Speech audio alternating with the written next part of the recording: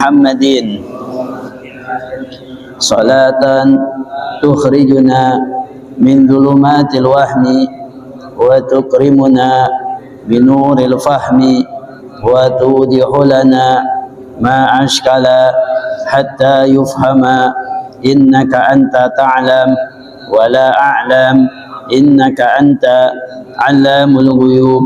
Allahumma inna nas'aluka fahman nabiyyin wa hifdzal mursalin wa ilhama al malaikatil muqarrabin. Allahumma aghnina bil ilmi wa zayyina bil hilmi wa akrimna bit taqwa wa jammilna bil afiyah bi rahmatika ya arhamar rahimin. Wa sallallahu ala sayyidina Muhammadin wa ala alihi wa sahbihi wasallam. Bismillahirrahmanirrahim. Alhamdulillahirabbil alamin wa bihi nasta'in ala umuri dunya waddin. Wa sallallahu wa sallama ala sayyidina Muhammadin khatamin nabiyyin wa ala alihi wa sahbihi ajma'in. Wa la haula wa la quwwata illa billahil aliyyil azim. Ashhadu an la ilaha illallah wahdahu la syarika lah wa ashhadu anna sayyidana Muhammadan abduhu wa rasuluh. Allahumma salli ala sayyidina Muhammad al-fatih lima ughliq wal khatim lima sabaq nasiril haq bil haq wal hadi ila siratikal mustaqim wa ala alihi wa sahbihi haqqa qadrihi wa miqdarihil azim. Amma ba'd. Alhamdulillah, segala puji bagi Allah Subhanahu wa taala yang telah memberikan kita dengan bermacam-macam nikmatnya sehingga kita bisa hadir di tempatnya mulia ini. Mudah-mudahan kehadiran kita di sini diberikan keberkahan oleh Allah Subhanahu wa taala dan mengampunkan segala dosa-dosa kita. Amin amin ya rabbal alamin. Kita lanjut ya. Bab sekarang wal ihsan, ya, mengulang sedikit tentang al ihsan. Masih mengenai tentang ihsan. Ihsan adalah rukun Islam, ya, arkanuddin, salah satu arkanuddin, salah satu rukun-rukun agama. Yang pertama kita telah membahas rukun agama itu al-Islam. Yang kedua adalah al-iman, yang ketiga adalah al-ihsan. Jadi tiga ini ya, bagi kita yang memeluk agama Islam gak boleh terlepas. Kalau dibilang arkanuddin berarti tiga-tiganya harus masuk, ya, harus semuanya itu sesuai. Wal ihsan kita masuk padanya yang arkanuddin yang ketiga, yaitu ihsan. Yang kemarin kita telah membahas, mengulang sedikit, wa al ilmu bima furido alal abdi ya fi batinihi min akhlaqil qalbi. Yang dikatakan al ihsan, ya, di dalam hadis Nabi SAW sebutkan di dalam hadis Jibril, al-ihsanu an ta'budullah ka'annaka tarahu fa illam takun tarahu fa innahu yarah. Dikatakan ihsan itu apa? Al-ilmu bima furida 'alal 'abdi. Adalah ilmu dengan apa-apa yang diwajibkan atasnya seorang hamba, ya, pada hamba, fi batinihi, di dalam batinnya, min akhlaqil qalbi, dari akhlak hati. Wa huwa al-musamma bi ilmi tasawuf, dan itu dinamakan adalah ilmu tasawuf, ya, mengurusi urusan hati, akhlak hati, ya, kita sebutkan adalah ilmu tasawuf. Jadi kalau ilmu zahir, ya, ilmu zahir itu syariat, yaitu Islam, ya, mengandung ahkamu syariah tentang hukum-hukum Islam. Kalau ilmu kepercayaan, al-i'tiqad, adalah keimanan. Kalau hati, ya, ihsan, atau bisa disebut juga at-tasawuf, ya, ilmu tasawuf, yang mana orang bisa menjadi ikhlas, Orang bisa menjadi hudur, hadir dalam ibadahnya, ikhlas dalam ibadahnya, hudu, nunduk, tenang, ya, yang mananya khusyuk. Di mana dalam ibadah misal khusyuk, dia harus memiliki yang namanya ilmu tasawuf. Ya, harus ada di dirinya sifat ihsan.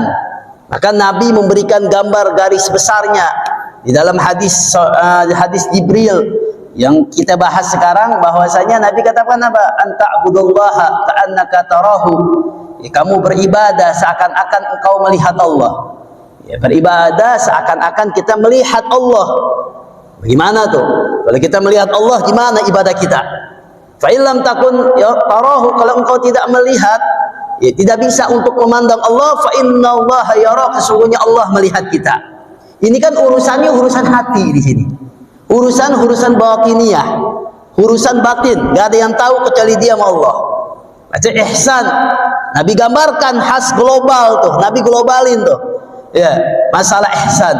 Jadi kita beribadah, artinya Nabi secara tidak memberikan tersirat di sini Nabi katakan kita beribadah jangan sekedar yang namanya menggugurkan kewajiban saja. Yang penting udah gugur kewajiban. Yang penting sholat. Nabi gak beri garis besar. Kita beribadah jangan kayak begitu bahasanya. Ya, beribadahlah dengan beribadahnya yang benar, tunduk kepada Allah, ikhlas kepada Allah, hadir, khusyuk, seakan-akan kita melihat Allah. Gitu. Nabi katakan, kalau kita nggak bisa lihat Allah, minimal Allah lihat kita, udah selesai. Ya, bayangin kalau kita ngelihat sesuatu yang kita takuti, gimana kita? Pasti kita akan khusyuk, tenang, pasti kita akan benar-benar serius, ikhlas di dalam ibadahnya. Atau kita dilihatin sama orang, sama zat yang kita takuti, gimana? Sama makhluk aja yang kita takuti, manusia misalnya, kalau dilihatin kita, kalau takut kita nggak berani, jangan berdiri, udah nggak berani berdiri kita. Duduk aja karena kita takuti, apalagi kalau kita takut dengan zat yang maha mulia yaitu Allah Subhanahu wa ta'ala. Nah, ini perlu yang namanya ihsan. Ya, ihsan. Orang kalau memiliki sifat ihsan yang baik, akhlak yang baik di dalam hatinya, insya Allah zahiriyahnya menjadi baik. Makanya kalau hatinya baik, maka zahiriyahnya menjadi baik. Kalau hatinya udah buruk, zahiriyahnya itu kemungkinan besar akan mengikuti hatinya jadi buruk. Bagaimana seseorang bisa akan mencapai sifat ihsan? Tidak langsung spontanitas, harus ada dasarnya, ada akarnya, ada asasnya. Ya. Beliau katakan di dalam kitabnya apa? Ala salasati umur, ada 3 perkara yang bisa mendasari seseorang itu akan bisa nyampe ke ihsan. Ihsan ini bisa ikhlas dengan sebenar-benarnya, dengan hudur, dengan khusyuk, dengan khudu. Apa? Yang pertama, at-tajafi an daril ghurur. Seseorang itu hendaklah ia menjauhkan dari keduniaan. Artinya apa? Bukan dia nggak mau dunia, bukan dia nggak mau harta. Artinya dia tidak mencari dunia yang mana dia tertipu karena dunianya. Dia cari dunia untuk keperluan ibadahnya. Dia cari dunia untuk masa depan di akhiratnya. Dia cari dunia untuk menambah pahala nanti biar dia tinggal di akhirat yang sebenarnya. Bukan dia cari dunia untuk pamer, cari dunia untuk yang lain, cari dunia, nggak ditinggalin tuh yang kayak begitu. Dicari dunia untuk bermegah-megahan, dicari dunia untuk yang macam-macam, enggak. Dicari dunia sekedar untuk menambah pahala dia di akhirat. Dia kaya, tapi kayanya dia bisa menambahkan pahala dia di akhirat. Dia bersedekah, dia berzakat dan yang lain-lainnya. Dia cari dunia untuk keperluan akhiratnya. Artinya tidak tertipu dengan apa? Tipu daya dunia. Dijauhin hal-hal yang semacam itu. Makanya di sini disebutkan andaril gurur. Gurur ini kan tipuan. Artinya dijauhin tuh dari hal-hal sifat-sifat ketipuan dari dunia yang bisa dia lupa dari akhirat. Artinya dia jauhin yang mana kalau misalnya dia lakuin sholatnya jadi lupa, Dia cari dunia, akhirnya ibadahnya jadilah lalai. Dijauhin tuh yang kayak begitu. Gara-gara kerja dia nih, kerja sama ini, jadi aneh nggak sholat Jumat. Gara-gara aneh kerja, jadi aneh nggak puasa Ramadan. Nah yang kayak begitu, urusan perut, urusan duniawi dan jauhkan dari akhirat, ditinggalin yang kayak begitu. Dicari pekerjaan yang mana mendekatkan dirinya kepada Allah Subhanahu wa Ta'ala. Ini orang yang akan timbul yang namanya ihsan. Itu yang pertama. Ya, kalau orang masih mikirin perutnya, masih mikirin dunianya, akhiratnya dilupakan, tidak terjadi di dirinya akan sifat yang namanya sifat ihsan. Ya, jadi yang pertama, asas darahnya dijauhin tuh dari dunia yang menipu dia. Ya, dunia yang menipu dia. Ini bukan nggak perlu dunia. Seseorang hidup di dunia, cari dunia. Tapi jangan sampai dunianya itu jadi tipunya dia. Jadi dia jadi dunia, jadi lalai dalam sholat. Dia cari dunia, akhirnya dia jadi malas-malasan ibadah kepada Allah. Dijauhin tuh yang kayak begitu. Ya, dijauhin. Dicari dunia untuk keperluan kebaikan akhirat, itu dia tidak tertipu. Ya, nah ini at-tajafi an daril ghurur wal inaba ila daril khulud. Ya. Dan kembali ila daril khulud, ke negeri akhirat. Jadi dia melakukan di dunianya semata-mata untuk akhiratnya. Makanya Nabi katakan, ya carilah duniamu seakan-akan apa? Ya, seakan-akan apa? Seakan-akan kamu hidup selama-lamanya. Ya, carilah negeri akhiratmu seakan-akan besok mati. Artinya apa? Di sini kembali kita lakukan ibadah dengan khusyuk, ya dikit-dikit dengan negeri akhirat. Wal khulud, dan diyakini di akhirat tersebut adalah apa? Negeri yang benar-benar pasti, ya benar-benar dia dikekalkan oleh Allah Subhanahu wa Ta'ala. Wal isti'dad, yang ketiga, lil maut qabla nuzulihi, dia lakukan itu untuk mempersiapkan kematian sebelum datangnya kematian. Artinya disiapin tuh selama dia masih nafas, selama dia masih ada nyawanya di kandung badannya, dia persiapkan untuk negeri akhiratnya. Ya, tidak tertipu dengan umurnya. Kadang-kadang pemuda-pemuda kita kan kadang-kadang ntar aja dah udah tua baru aneh ibadah. Kadang-kadang udah tua baru aneh khusyuk, baru aneh ngaji. Ini ketipu, yang namanya tipu daya syaitan. Dia nggak tahu umur itu kan nggak menentukan tua atau muda. Ya, umur itu Allah yang tahu. Jadi jangan kita sangkakan bahwasanya kita akan hidup, akan mati ketika umur kita udah tua. Ya, nggak bisa begitu. Ya, kita diperintahkan oleh Allah untuk beristi'dad, untuk bersiap-siap, cari ibadah yang banyak, cari amal yang banyak. Untuk apa? Untuk kematian. Kematian apa? Sebelum datangnya kematian, karena kita akan tinggal di tempat yang mana dikekalkan oleh Allah Subhanahu wa Ta'ala. Kalau dunia sementara, bahkan dikatakan dunia ini seperti orang perantau.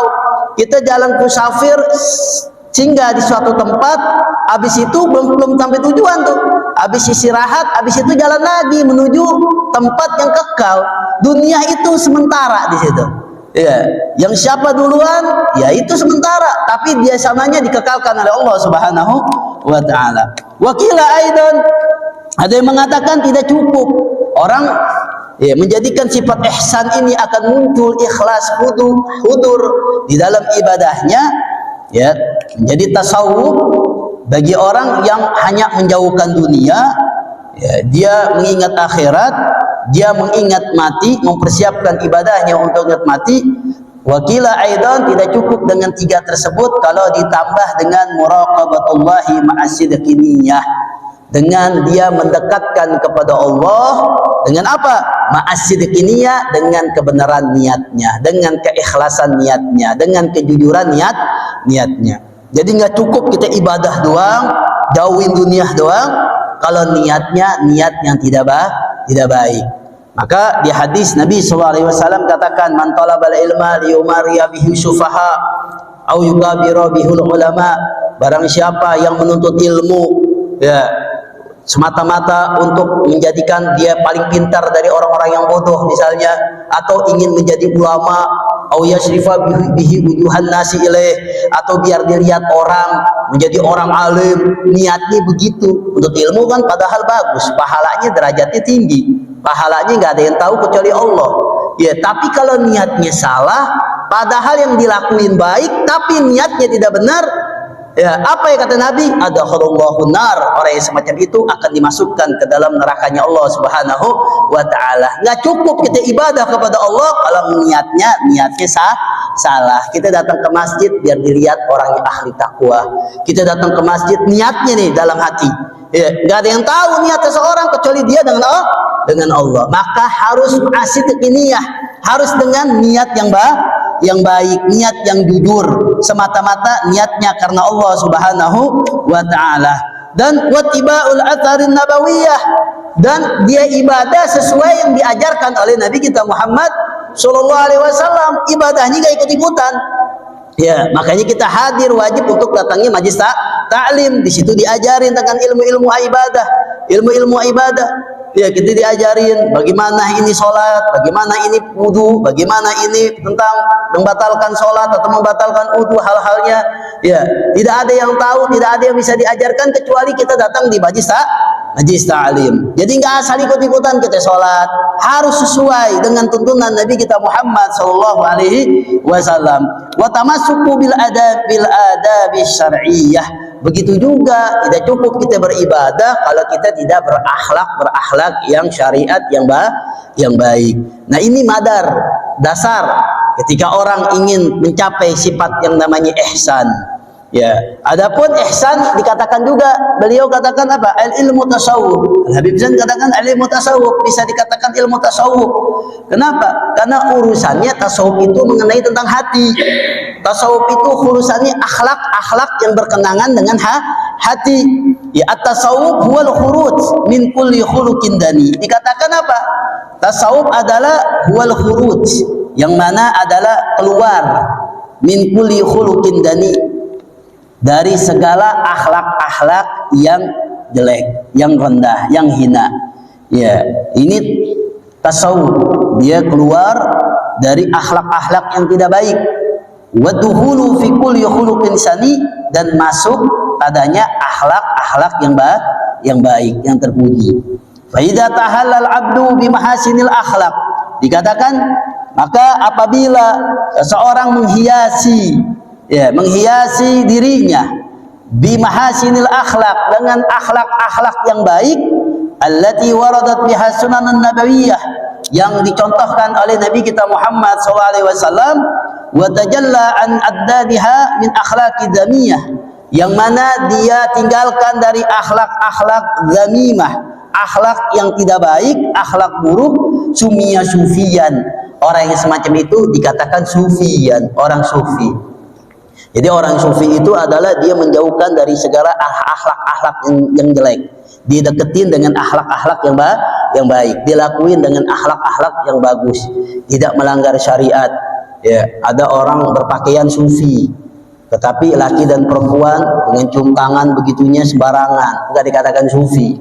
Jadi muter-muteran, joget-jogetan, enggak begitu juga. Ya, sufi itu menampilkan akhlak yang baik, dohiriyah wa batiniyah. Ya, dan menjauhkan dari akhlak-akhlak yang tidak baik. Ya, kalau dia selama hidupnya dia dikatakan sufi tapi suka mencela orang, nah dikatakan sufi. Karena sufi itu tidak berakhlak buruk, akhlaknya akhlak baik. Atau suudzon sama orang, berprasangka buruk sama orang, walaupun pakaiannya sufi, tapi tidak dikatakan sufi. Sufi itu tidak dilihat dari pakaian, dilihat dari akhlak yang baik, maupun dilihat mana yang baik, akhlak yang baik, dan dia tahu bahwasanya tidak melakukan dari akhlak-akhlak yang buruk. Wa man zada 'alaika fil khuluqi, barang siapa yang menambah atasnya fil khuluq, di dalam akhlak baiknya, batinianya, faqad zada 'alaika fit tasawuf, maka sesungguhnya pada hakikatnya ia telah menambah apa? Padanya tasawufnya. Wa fil hadis, di dalam hadis Nabi sallallahu alaihi wasallam katakan apa? Athqalu ma yud'u fi mizanil 'abdi yaumal qiyamah. Kata Nabi, paling beratnya pahala seseorang, ya, pahala seseorang, ganjaran seseorang fi mizan, di dalam timbangan mizan yaumal qiyamah, pada hari kiamat nanti, husnul khuluq, yaitu berbuat berakhlak baik, budi pekerti yang baik. Nanti yang paling berat dari timbangan, kata Nabi, dari pahala yang Allah kasih padanya adalah budi pekerti yang baik, akhlak yang bagus. Wa fihi, di dalam hadis Nabi SAW katakan, innal mu'mina, sesungguhnya orang mukmin itu la yudriku bi husnil khuluqihi, ia tidak mendapatinya ya pahala yang bagus ya dengan pahala apa ya, bi husnil khuluqihi, dengan akhlaknya ya, akhlak yang baik tidak mendapatinya dengan akhlak yang baiknya. Darajatus shaim al-qaim, seperti derajat orang yang berpuasa dan orang yang bangun malam, orang yang senantiasa sholat tahajud. Ini akhlak baik menderajati pahalanya begitu besar insya Allah Subhanahu wa ta'ala. Ya, waqad hasara al-Imam Al-Ghazali rahimahullah ta'ala al-akhlaqul mahmuda fi asharah. Ya, makanya Imam Ghazali beliau katakan meringkas akhlak-akhlak yang baik. Kemarin kita udah bahas sebenarnya, sedikit mengulang. Akhlak yang baik ada 10 dikatakan Imam Ghazali. Yang pertama adalah at-taubah, taubat. Ciri-ciri orang yang berakhlak baik adalah dia senantiasa gemar selalu dirinya setiap harinya bertaubat kepada Allah Subhanahu wa ta'ala. Ini ciri-ciri. Artinya dia tahu salah, artinya dia tahu khilaf. Artinya orang yang baik itu adalah orang yang mengakui kekhilafan, kesalahan yang ia lakukan. Ini. Tapi kalau orang yang tidak berakhlak baik, dia nggak mau ngakuin kesalahan. Ya, dia nggak mau, merasa dirinya paling benar. Ya, kibir, sombong akhirnya. Ya, makanya at-taubah. Taubat itu apa sih? Harruju ilallah min turikil bu'di. Dikatakan taubat. Kita sering taubat sambal ya, kita sering dengar taubat sambal, taubat apa namanya.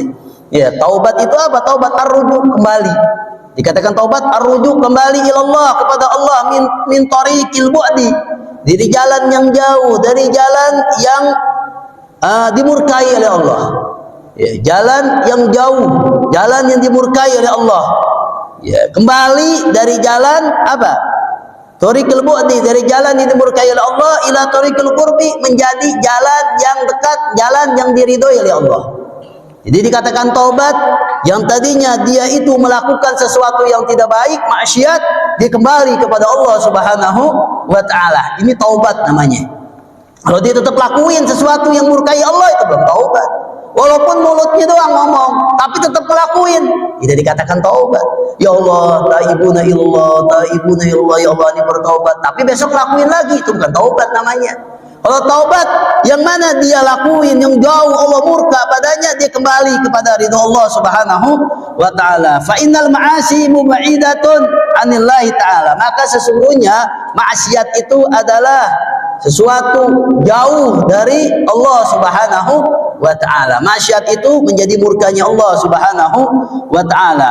Orang yang bermaksiat, orang yang dijauhkan oleh Allah Subhanahu wa ta'ala dari rahmatnya, mujibatun li sakhatihi, maka wajib baginya mendapatkan murkanya, murka Allah, wa iqabihi, dan mendapatkan apa? Iqab.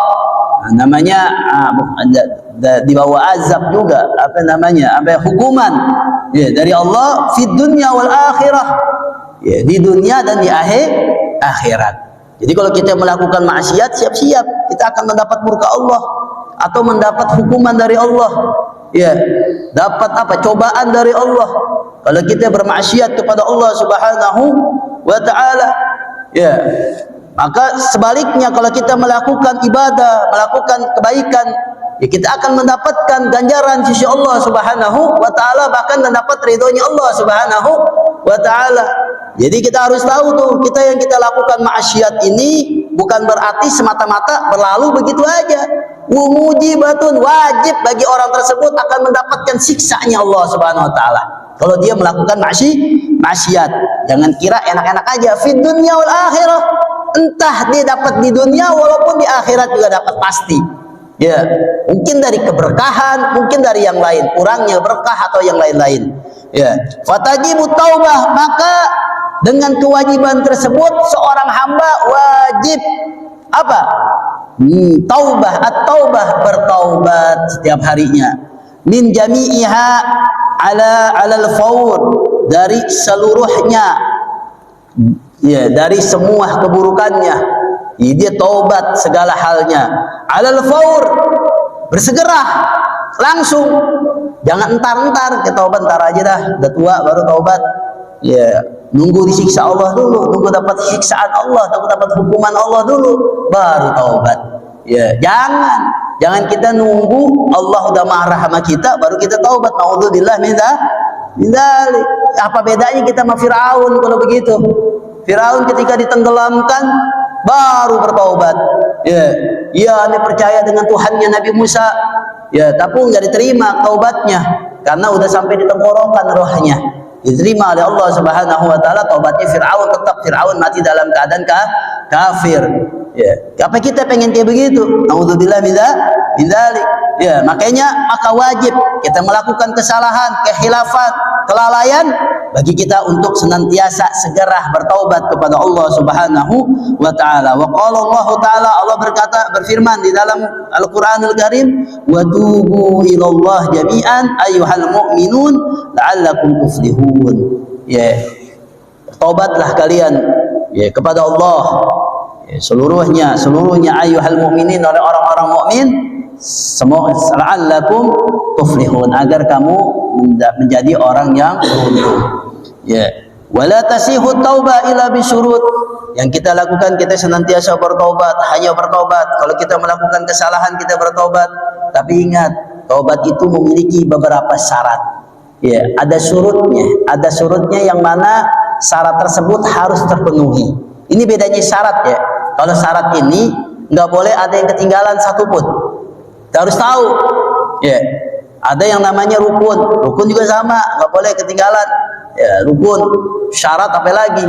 Nggak boleh ketinggalan. Kalau udah bilang syurut, ya nggak boleh salah satu, nggak boleh ada walaupun terpenuhi satu, tapi yang lain nggak sah. Harus terpenuhi semuanya. Ini yang namakan syurut. La tasihu taubah, tidak sah taubatnya seorang hamba illa bisyurut, kecuali dengan beberapa syarat. Ya. Wahya, yang pertama adalah tarkul ma'asi fil hal. Jadi ada 3 syarat. Syarat apa? Bertaubatnya kepada Allah. Ya, caranya yang satu lagi dengan manusia. Jadi manusia satu lagi tambah 1 jadi 4. Kalau dia hubungannya dengan manusia. Kalau hubungannya dengan Allah ada 3 syarat. Ya, kalau dia bertobat, benar-benar bertobat, yang mana taubatnya itu diterima oleh Allah Subhanahu wa taala. Ini kita ingetin nih. Ya, jadi kita jangan sampai bertobat doang. Ya, ini udah tobat tapi taubat ini diterima apa enggak ya? Lihat dulu syaratnya sesuai enggak? Ya, ini udah istighfar sama Allah, ini udah minta ampun sama Allah, tapi udah diterima ya kira-kira? Lihat dulu sahnya apa enggak nih syarat kita, taubat kita. Ya, yang pertama apalah tarkul ma'asi fil hal. Dia bertobat apa? Meninggalkan maksiat di dalam fil hal, dalam keadaan apapun. Ya, dia bertobat, ya Allah, ditinggalin tuh. Yang biasa minuman keras nggak mau lagi, dalam keadaan apapun. Yang biasa berjudi nggak mau lagi, dalam keadaan apapun. Ditinggalin semuanya. Ya, yang biasa ninggalin sholat, dia lakuin sholat. Artinya dia nggak mau ninggalin sholat lagi. Nah, ini orang yang bertobat, dia tinggalin maksiat kepada Allah. Dalam keadaan apapun, ditinggalin segalanya yang mengandung maksiat. Yang dia lakuin, yang dulunya dia melakukan murkanya Allah, maksiat kepada Allah, ditinggalin, dia nggak mau lagi. Dia kembali. Yang tadi suka minuman keras, maaf, akhirnya dia nggak mau. Ya, nggak usah.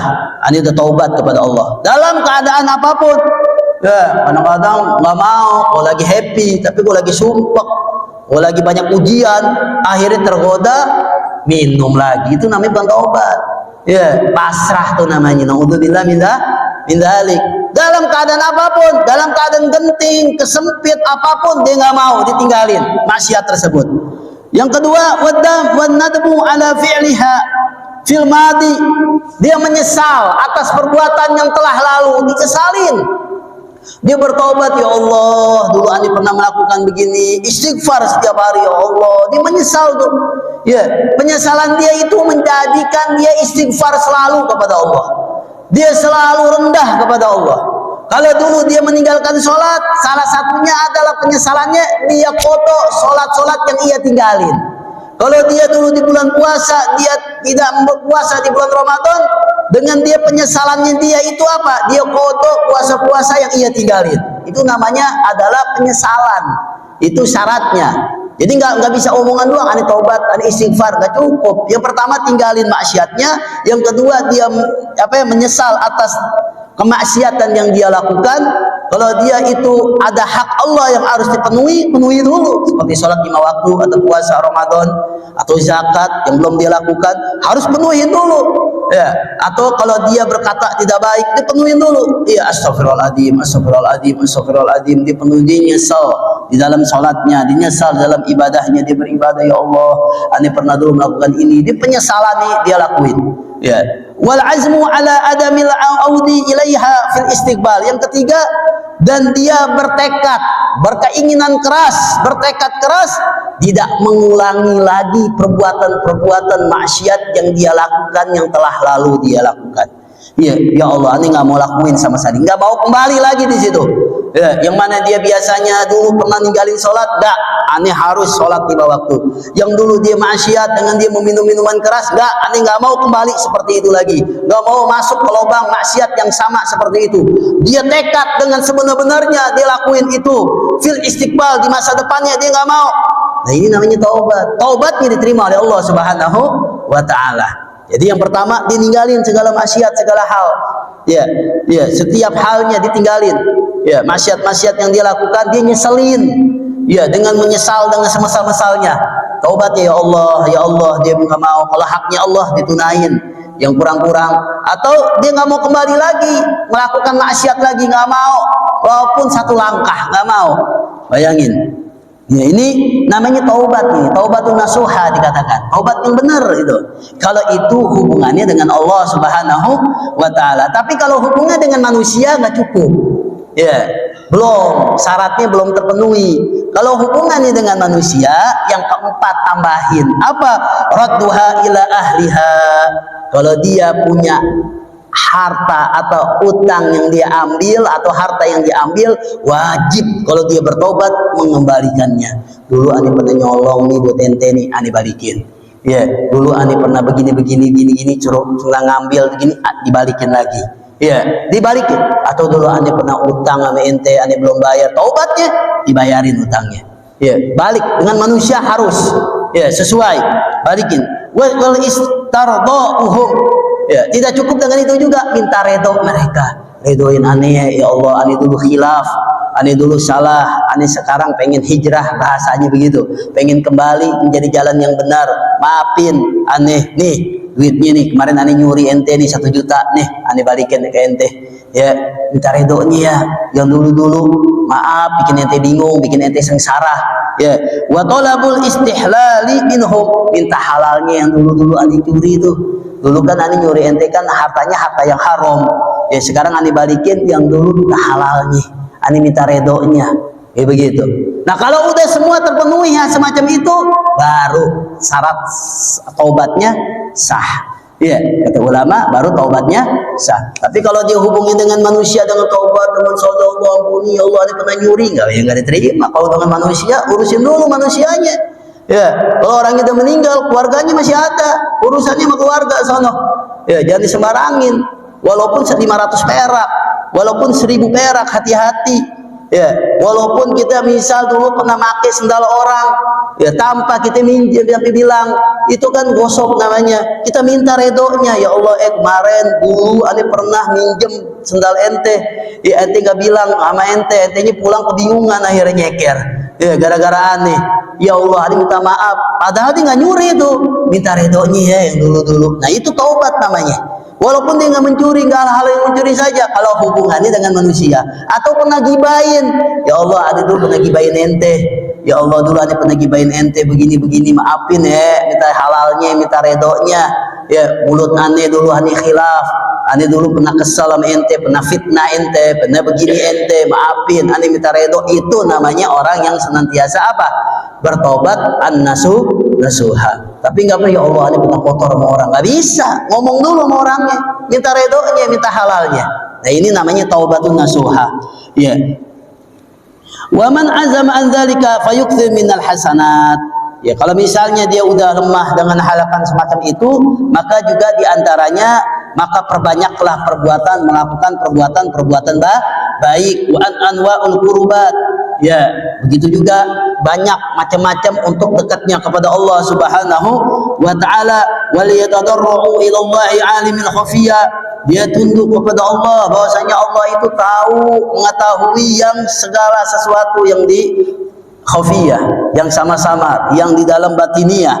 Wal marju minhu subhanahu ba'da dzalika an yaqbal taubah. Setelah kita lakuin itu semua, ya kita berharap kepada Allah, kita yakin bahwasanya apa? Dzalika an yaqbala taubatahu. Misalnya Allah mudah-mudahan akan menerima taubatnya. Yakin tuh. Wa yahaba lahu haqqahu, dan Allah akan memberikan segala haknya. Kalau kita bertobat nasuha, pasti Allah akan memberikan haknya kepada kita, yaitu apa? Memberikan ampunan kepada orang tersebut. Ya, radiya anhu halqahu, dan Allah meridai ya padanya. Fa idza jama'atit taubah hadhihi surut, ya kalau udah terkumpul taubat yang 4 yang surut tersebut yang tadi disebutkan tadi, fahiya at-taubatun nasuh, maka dikatakan taubatun nasuha, atau dikatakan al-khalis, taubat yang benar, yang suci, yang ikhlas, yang benar-benar taubatun nasuha. Wa kharajat taib bidzunubihi, dan kalau udah semacam itu dia lakuin taubat semacam itu yang tadi 4 dikatakan, disurutkan, tidak disurutkan, disyaratkan bahwasanya yang dia lakuin taubat-taubat tadi itu syaratnya ditentuin dia. Dia lakuin, dia bertaubat, semuanya dilakuin, semuanya itu apa? Kharajat taib min dzunubihi, dikatakan apa? Dia akan, orang yang bertobat itu akan keluar dari dosa-dosanya, berguguran dari dosa-dosanya, kayaumi waladathu ummuh, seperti anak yang baru lahir dari ibunya. Artinya bersih itu dosa-dosanya dia. Ya, kalau taubat surutnya itu yang dia lakukan. Wastahaqqa mahabbatullah taala, dan dia berhak mendapatkan kecintaan Allah Subhanahu wa taala. Wa fil hadis, di dalam hadis Nabi katakan, at-taibu minadz-dzambi kaman la dzambalah. At-taibu, orang yang bertobat, minadz-dzambi, dari dosa-dosanya. Ya, senang taubat yang tadi tuh, dosa-dosanya dia, syaratnya dia dilakuin tuh. Taubat yang tadi yang 4 yang kita sebutkan itu, yang 3 dengan Allah, yang 1 dengan manusia. Ya, kaman la dzambalah, sebagaimana orang tersebut seperti orang tidak berdosa. Jadi kalau dia bertobat dengan sebenar-benarnya, surutnya taubatnya dia lakuin, kata Nabi apa?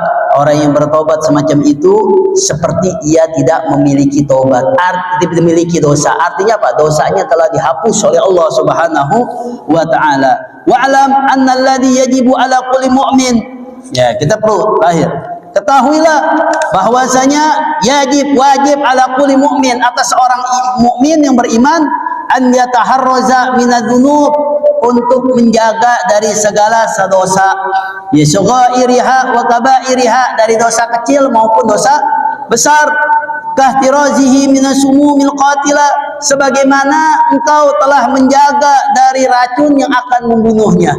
Ya, wa niran al-muhrika, sebagaimana engkau menjaga api yang akan membakarnya.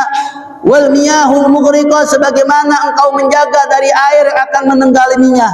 Wa idza waqa'a fi syai'in minha badara ila taubah min ghairi taswifin wala ta'khir, dan apabila orang terjerumus jatuh dari perbuatan maksiat, ya perbuatan yang tidak baik, badira ila taubah, maka bersegeralah untuk bertobat kepada Allah Subhanahu wa taala, min ghairi taswifin wala ta'khir, jangan dientar-entarkan, dinanti-nantikan atau diakhir-akhirkan ketika dia jatuh dalam perbuatan maksiat, qabla an yahula dunahul maut, sebelum ia jatuh sebelum datangnya yang namanya kematian. Wa fil hadis, innallaha yaqbalu taubal abdi, sesungguhnya Allah tidak menerima taubatnya seorang hamba, malam yughargir, selama hamba tersebut nyawanya belum sampai di tenggorokan. Kalau nyawanya masih belum sampai di tenggorokan, masih di dalam badannya, misalnya dia bertobat, masih diterima oleh Allah. Tapi taubatnya udah di tenggorokan, tidak diterima oleh Allah Subhanahu wa taala, sebagaimana yang diceritakan tadi Firaun. Wa qala Luqmanul Hakim, berkata Luqmanul Hakim lahir. Ini hikmahnya Luqmanul Hakim. Ada yang mengatakan seorang nabi, ada yang mengatakan enggak, ini ahli hukama, orang hukama, salah satu orang ahli hikmah. Di dalam Al-Qur'an di surat Al-Luqman. Ya, tapi perkataan Luqmanul Hakim, beliau katakan apa? Ya bunayya, wahai anakku. Dia menasihati anaknya. La tuakhiri taubah. Janganlah engkau mengakhir-akhirkan taubat. Kalau engkau berbuat maksiat, segera bertaubat kepada Allah, kembali kepada Allah. Kalau kita melakukan kesalahan, ghaflah, taubat kepada Allah Subhanahu wa taala. Jangan dientar-entarkan, jangan diakhir-akhirkan. Ya, katanya dari Sayyid Luqman Hakim apa? Fa innal mauta ya'ti baktatan. Kalau engkau akhir-akhirkan taubatmu, ketahuilah bahwasanya kematian itu datangnya secara tiba-tiba.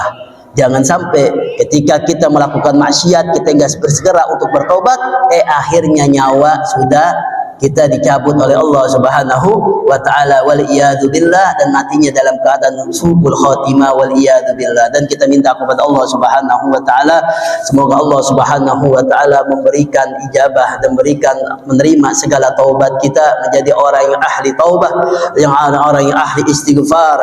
Mudah-mudahan Allah Subhanahu wa taala mengampuni segala dosa-dosa kita. Rabbana atina fid dunya hasanah wa fil akhirati hasanah wa qina adzabannar. Ya Rabbana tarafna بأننا اغترفنا وأننا أسرفنا على لظى أسرفنا فتب علينا توبة تكسل كل حوبة واستر لنا العورات وعامل الرعد واغفر لوالدينا ربي والآل والإخوان وسائر وكل ذي محبة أوجه صحبة والمسلمين أجمعين ربي فضلا وجودا من نال بسبب منا بالمصطفى الرسول نهضى بكل صلى وسلم ربي عليه آله وصحبه صحبه والحمد لله في البدء والتناهي وصلى الله على سيدنا محمد وعلى آله وصحبه وسلم. Assalamualaikum warahmatullahi wabarakatuh.